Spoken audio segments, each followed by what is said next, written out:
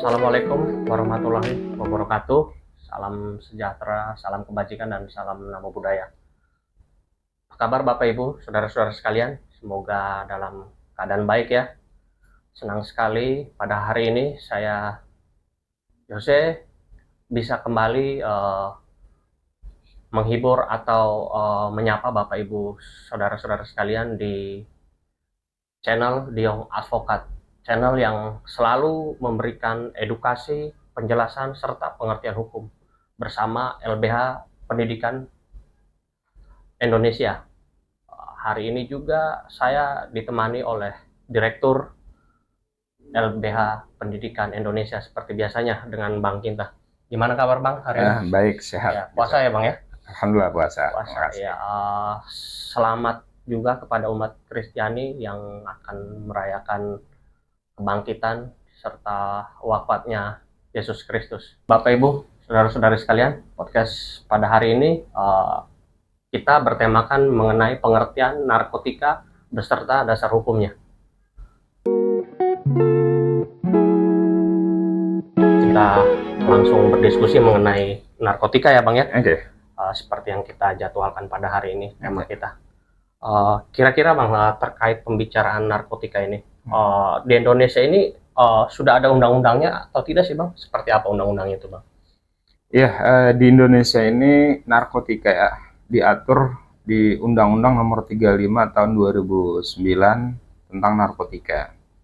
Walaupun di tahun sebelum reformasi sekitar tahun 97 itu ada Undang-Undang Nomor 22 tahun 97 itu tentang narkotika gitu. Nah, karena adanya perkembangan jenis narkotika yang sangat pesat ya sekarang, yang kemajuan zaman sekarang gitu loh. Jadi berbagai macam jenis narkotika tuh banyak inovasinya. Maka itu dibentuklah Undang-Undang Nomor 35 Tahun 2009 tentang narkotika. Itu dasar hukum yang mengatur tentang peredaran narkotika, pencegahan, ya kan, di Indonesia mengacu pada Undang-Undang Nomor 35 Tahun 2009. Baik Bang, Abang menyampaikan ya kan bahwa dasar hukum di Indonesia ini terkait narkotika itu di Undang-Undang Nomor 35 Tahun 2009 ya Bang. Ya. Menurut pengertian undang-undang itu Bang, apa sih pengertian dari si narkotika itu sendiri sih Bang? Ya, kalau mengacu pada undang-undang, pengertian narkotika itu kan zat atau obat, ya kan, maupun sintetis maupun semi sintetis yang dapat menyebabkan kehilangan atau menurunnya kesadaran seseorang, gitu. Jadi zat ya itu seperti itu. Oh, zat itu ya Bang. Zat. Narkotika itu zat. Saya juga pernah mendengar itu ya Bang. Seperti yang dikatakan itu psikotropika. Apakah sama Bang mengenai narkotika dan psikotropika itu? Ya, kalau psikotropika itu lain lagi gitu loh, walaupun termasuk dalam zat maupun obat-obatan gitu ya. Nah, kalau psikotropika itu diatur di Undang-Undang Nomor 5 Tahun 1997 tentang psikotropika. Seperti itu. Oh, berarti berbeda ya Bang ya? Selama ini mungkin pemahamannya Bapak Ibu dan saudara-saudara sekalian sama mengenai narkotika dan psikotropika itu loh. Begitupun sama halnya. Saya baru mengetahui ternyata psikotropika dan narkotika ini berbeda ya Bang? Jadi, berbeda. Oh, dan berbeda. diatur dengan undang-undang yang berbeda. Berbeda juga ya. Oke, baik Bang. Bagaimana Bang seorang dikatakan pengguna narkotika itu Bang? Menurut undang-undangnya ya Bang? Ya, kalau di Undang-Undang Nomor 35 Tahun 2009 tentang narkotika itu memang ada beberapa kriteria, yaitu adalah pengguna, ya kan, atau penyalahguna. Ada yang namanya pecandu, gitu loh. Ada yang namanya produsen ataupun pengedar, gitu. Nah, kalau misalkan penyalahguna, ya kan, atau pecandu, itu pada dasarnya amanat dari undang-undang itu tidak dipidana penjara, tetapi mendapatkan rehabilitasi medis maupun rehabilitasi sosial. Nah, permasalahannya adalah ketika ini kan orang-orang sakit ya. Orang-orang yang menggunakan narkotika ini orang-orang yang sakit secara medis. Gitu loh. Nah, ketika orang-orang sakit ini disanksi pidana dalam bentuk pidana pokok yaitu penjara, ya penjara akan menjadi overload gitu. Dan itu menjadi problematika sosial yang baru. Nah, akan tetapi rehabilitasi ini tidak serta-merta menjadi hak dari para penyalahguna maupun pengguna maupun orang-orang yang kecanduan. Seperti itu. Seperti itu ya Bang. Kalau misalnya nih Bang ya, ketika di jalan ya kan tertangkap orang membawa berapa lah besarannya itu narkobanya ya kan, narkotika ini. Dan dia menyampaikan bahwa ini saya gunakan sendiri. Itu termasuk golongan si pengguna atau bagaimana itu Bang? Ya, jadi memang di Undang-Undang Narkotika dan surat keputusan bersama antara Kepala BNN, ya kan, Kejaksaan Agung, Kapolri, gitu ya, itu mengatur tentang termasuk Mahkamah Agung, mengatur tentang berat maksimal, gitu loh, yang bisa dimiliki oleh seorang pengguna, pecandu ataupun penyalahguna. Kalau misalkan berdasarkan surat edaran Mahkamah Agung, gitu loh, narkotika jenis bukan tanaman itu tidak melebihi 3 gram, gitu. Kalau untuk yang jenis tanaman itu tidak melebihi 5 gram. Gitu. Oh, seperti itu ya. Itu berarti dia bisa dikategorikan si pengguna atau si pengedar ya Bang ya? Dari beratnya itu ya Bang ya? Ya, dari beratnya itu. Iya, baik Bang. Abang tadi juga sempat menyampaikan mengenai baik jenis narkotika bukan tanaman. Kira-kira di dalam undang-undang itu seperti apa sih jenis-jenis narkotika itu Bang? Ya, di Undang-Undang Narkotika itu ada 3 kategori ya, Iya. yaitu golongan 1, golongan 2, dan golongan 3. Golongan 1 tanaman itu ya bisa seperti ganja, ya kan, tanaman opium gitu ya kan, gitu. Nah, kalau misalkan narkotika golongan 2 misalkan yang bukan tanaman, misalkan itu bisa seperti sabu-sabu ataupun putau, seperti itu. Oh, dia berarti ada 3 golongan ya Ada Bang? 3 golongan. Nah, dari jenis golongan itu Bang, apakah ada perbedaan penahanan Bang terkait pengguna itu Bang? Ya, jadi kalau misalkan di Undang-Undang Narkotika pasal 111 Undang-Undang Narkotika ayat 1 itu menyatakan bahwa setiap orang yang menyimpan tanpa hak, bahasanya di situ ya. Oh, menyimpan tanpa hak ya? Tanpa hak, gitu loh, ya kan. Narkotika jenis tanaman, golongan 1 jenis tanaman, itu ancaman maksimalnya itu 12 tahun, ya kan. Ancaman minimumnya 4 tahun, gitu. Nah, kalau misalkan di 114 gitu loh, Undang-Undang Narkotika itu mengatur tentang kepemilikan narkotika golongan 1 bukan tanaman.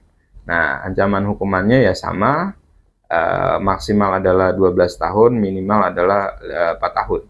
Seperti itu. Seperti itu ya Bang. Tadi Abang juga sempat menyampaikan ya mengenai overloadnya di tahanan kita ini, khususnya di negara Indonesia ini ya Bang, terkait narkotika ini.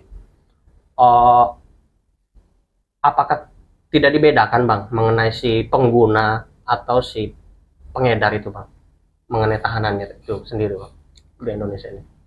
Ya, jenis penahanan yang ada di Indonesia seperti rutan maupun lapas. Kalau lapas mungkin ada ya, lapas khusus narkotika seperti di Cipinang ya, lapas narkotika Cipinang, Jakarta, itu Jakarta Timur. Nah, akan tetapi untuk pelaku, pengguna, pengedar atau bandar misalkan gitu, itu tidak ada perbedaan gitu loh ya. Mereka disatukan ya, mana yang penyalahguna, mana yang pengguna, mana yang pengedar, mana yang bandar. gitu. Oh, seperti itu ya, Bang. Oh, terus yang untuk direhabilitasi seperti apa itu, Bang? Ya, oke, terima kasih. Ini pertanyaan yang baik gitu ya, karena ini terjadi juga di masyarakat kita gitu. Padahal di pasal 127 Undang-Undang Narkotika gitu loh. Itu disebutkan bahwa pecandu, penyalahguna itu hukumannya bukan penjara, tapi direhabilitasi secara medis maupun rehabilitasi secara sosial. Itu amanat undang-undang tuh. Gitu. Permasalahannya adalah ketika pasal 127 ini menjadi pasal yang transaksional dalam arti tanda petik ya, gitu loh. Di masyarakat kita, siapa yang bisa membeli pasal itu, yaitu akan dikeluarkan asesmen untuk dia mendapatkan rehabilitasi. Oh iya, Gitu Bang. loh, Mengenai seperti itu. yang mengeluarkan asesmen ini siapa kira-kira, Bang? Ya, itu bisa nanti dari BNN gitu kan, ataupun yayasan gitu loh, bahwa siapa yang bersangkutan misalkan punya ketergantungan terhadap narkotika. Tadi sudah kita berbicara terkait dasar hukum serta tingkatan-tingkatan narkotika itu sendiri ya, Bang ya. Ya. Mungkin kita akan berbicara lebih jauh lagi, Bang, terkait proses seperti apa sih prosesnya, Bang, ketika si pelaku atau si pengguna narkotika ini sampai ke pengadilan. Seperti apa tahapan prosesnya itu, Bang, untuk sampai ke pengadilan? Ya, jadi kalau misalkan untuk kasus narkotika, untuk kasus yang pengguna, penyalahguna ataupun pecandu, itu seharusnya penyidik gitu, itu memberitahukan hak-hak dari seorang penyalahguna narkotika. Dihubungin keluarganya bahwa anak ibu, keluarga ibu, misalkan suami ibu, misalkan yang sudah berumah tangga, itu punya hak untuk rehabilitasi. Dikasih tahu dulu hak mendasarnya sebagai pecandu atau penyalahguna oleh penyidik gitu, sehingga keluarga bisa mengupayakan untuk mendapatkan asesmen. Itu yang seharusnya, karena berdasarkan surat keputusan bersama BNN, Kapolri, ya kan, Kejaksaan Agung, Mahkamah Agung gitu loh, Menteri Kesehatan ya, itu pecandu penyalahguna itu tidak dipidana penjara, tapi rehabilitasi gitu. Itu dulu yang harus saya tegaskan, dan ini menjadi informasi buat publik gitu loh, pada masyarakat, apabila ada keluarganya gitu loh yang kedapatan ada perkara tersandung kasus narkotika, itu punya pemahaman atau pengetahuan lah setidak-tidaknya bahwa oh iya, kata dari LBH Pendidikan Indonesia misalkan mengatakan setiap pecandu, penyalahguna gitu loh, atau pengguna narkotika itu bukan dipenjara tapi rehabilitasi. Nah, mereka kan dapat informasi ini untuk diupayakan kepada keluarganya yang sedang bermasalah. Iya, Gitu. baik, Bang. Terus, Bang, ada nggak batasan untuk direhabilitasi setiap warga negara Indonesia atau orang di Indonesia yang terkait pengguna ini, Bang? Misalnya pada saat pertama dia sudah ditangkap dan sudah direhabilitasi, terus ada periode keduanya nih, Bang, dia ditangkap lagi. Apakah itu masih bisa direhabilitasi atau seperti apa? Iya, memang di undang-undang itu tidak membatasi pengertian dari orang yang sudah direhabilitasi. Ada nggak kemungkinan berikutnya dia tersandung lagi masalah ini? Ya bisa saja, selama tidak ada penuntasan dari sakitnya ya. Tadi ya kan kita udah sepakat bahwa ini orang-orang sakit, itu dia belum sembuh gitu. Oh, seperti itu ya, Bang. Terus, Bang, terkait ketika itu tadi berbicara mengenai orang dewasa yang tertangkap tangan ya kan, menyalahgunakan atau menggunakan narkotika ya, Bang. Terus kalau untuk anak sama atau tidak, Bang? Mulai dari penyidikan sampai pengadilan serta penahanannya tuh, Bang. Ya, kalau anak lebih kompleks apabila kategori anak berhadapan berkonflik dengan hukum untuk kasus narkotika, itu sangat kompleks ya kan, dalam artian bahwa mekanisme tahapan dan proses hukumnya itu aparat penegak hukum dari tingkat kepolisian, kejaksaan sampai Mahkamah Agung sampai rutan ya Baplas nanti itu harus memperhatikan aturan hukum ini gitu. Jadi tidak sembarangan, tidak bisa disamakan dengan orang dewasa gitu loh. Termasuk peran dari masyarakat ya kan juga ada di sana, termasuk pendamping orang tua ataupun pendampingnya gitu. Oh, seperti itu ya, Bang. Oh, selama ini, Bang, selama Abang menjabat sebagai direktur di LBH Pendidikan Indonesia ini, Abang pernah menangani kasus terkait narkotika ini nggak, Bang?